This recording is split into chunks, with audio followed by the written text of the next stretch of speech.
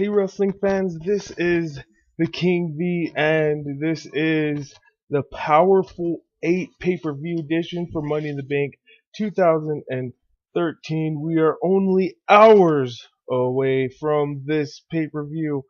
Who will become the Money in the Bank briefcase holders? Will we have title changes? These are all questions that I'm going to predict here in this Powerful 8. Hey wrestling fans, this is the King V, and for a bit thing because he's never competed in the big time.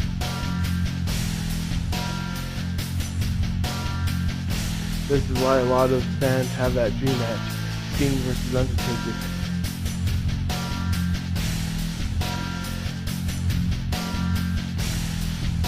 Welcome back, guys. The first thing about this pay-per-view is the Shield versus the Usos. Roman Reigns and Seth Rollins will defend their WWE Tag Team Championships in the pre-show, which really pissed me off because I wanted this match to be a part of the pay-per-view, but they shoved it on the pre-show. There are probably other matches you could have put on the pre-show, but I guess since this is a new rivalry, it's good to put them on the pre-show, see how the fans react. Maybe we'll see more of this rivalry if this match goes the way it should. Who will win the pre-show match? I'm going with the Shield this time.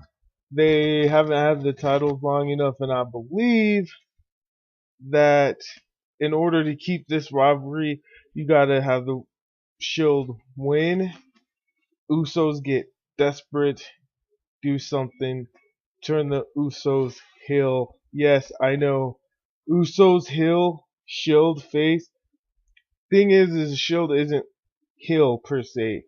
They're in between right now because every time I see the Shield, the fans are not reacting to them as heels at all. The next match on the card is AJ Lee versus Kaitlyn. Yeah, I know they're not going to start the pay-per-view with this match, but the WWE Divas Championship is on the line, and to be quite honest about it, I believe that this rivalry's played out. This rivalry needs to end. AJ Lee will be victorious, and I think at this point you gotta go to the next level with this rivalry or stop it. The next match, Intercontinental Championship, Curtis Axel versus The Miz. Put The Miz around the title or don't. I'd rather have Curtis Axel stay champion than you just slapping the title on The Miz just to take it away from him again. So, my pick, Curtis Axel. The first Money in the Bank ladder match for SmackDown. You got Wade Barrett versus Cody Rhodes versus Damian Sandow versus Dean Ambrose, Fandango, Jack Swagger, and Antonio Cesaro. These are obviously guys that WWE are interested in pushing at some point, but they are nothing compared to the AllStars Money in the Bank ladder match. My pick for this match is actually Dean Ambrose, of course, because I'm a big Dean Ambrose fan. And I believe by him winning this Money in the Bank match, it's going to push his career a little bit further. You have him hold on to the briefcase for a while. It's just perfect. The perfect opportunity to get Dean Ambrose legitimate in the WWE.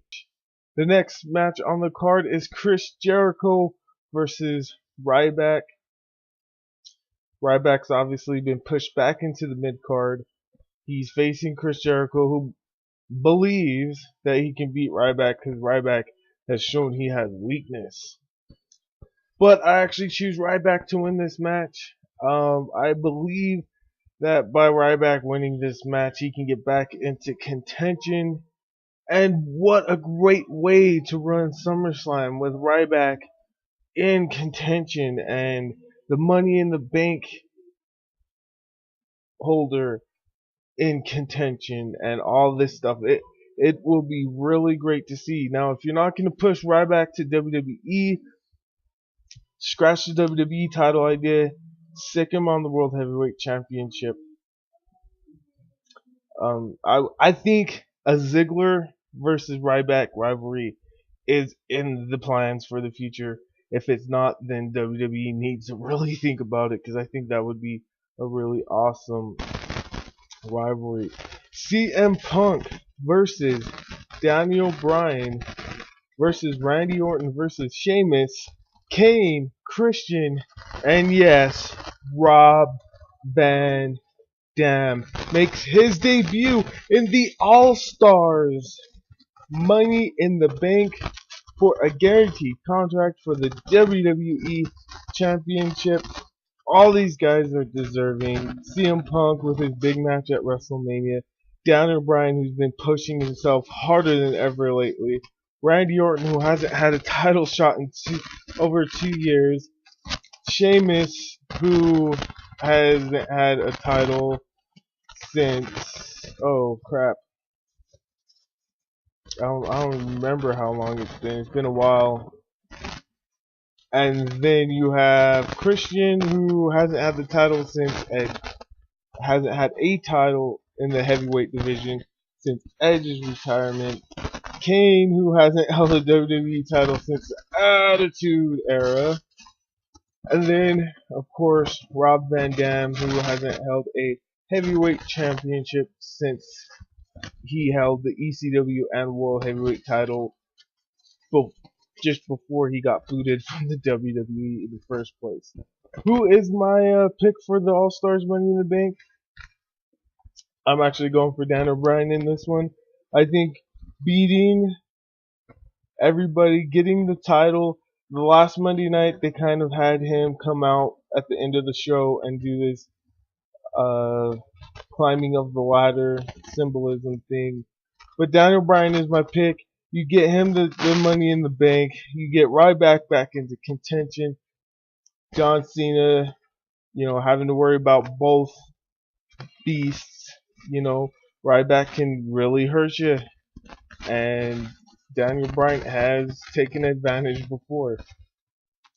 Now, Alberto Del Rio versus Dolph Ziggler. Del Rio's a great talent, but Dolph Ziggler has been a guy that I've been looking at since 2010, 2009, when he first started to do legitimate work with Vicky Guerrero over on SmackDown. So I believe Dolph Ziggler deserves the World Heavyweight Championship, and it'll be a good thing.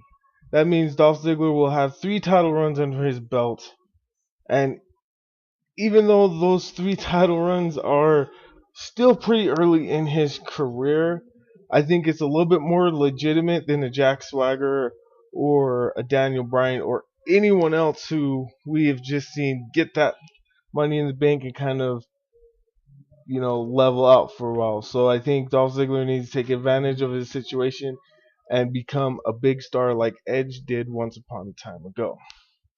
Main event of the evening, John Cena versus Mark Henry. I loved the whole Mark Henry fake retirement thing. I think that was genius. I think that was written very well. Especially after John Cena said, whoever wins the Money in the Bank, I will be prepared. You weren't even prepared for Mark Henry to pull the stunt he pulled.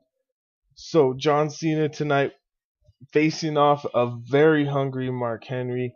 Now, the one thing that confuses me is Mark Henry said that he always gets passed up for title chances, when in reality, last year I remember him having buttload of WWE Championship matches, which he lost every single one. So hopefully this is the last run for Mark Henry. Maybe he really is going to retire after this match. Who knows? Maybe he wants to go one more WrestleMania. We'll have to see. But my pick for this match, sadly, regretfully, is John Cena. They need to keep the belt around him for WrestleMania. For SummerSlam, I think John Cena needs to be in the WWE title match. You're obviously going to have something going on with Brock Lesnar for SummerSlam. No one knows what right now. Maybe CM Punk versus Lesnar next month. Hell, maybe CM Punk does win the All-Stars match and he ends up putting his Money in the Bank on the line against Brock Lesnar. Who knows? Anything can happen. So tonight, I choose John Cena.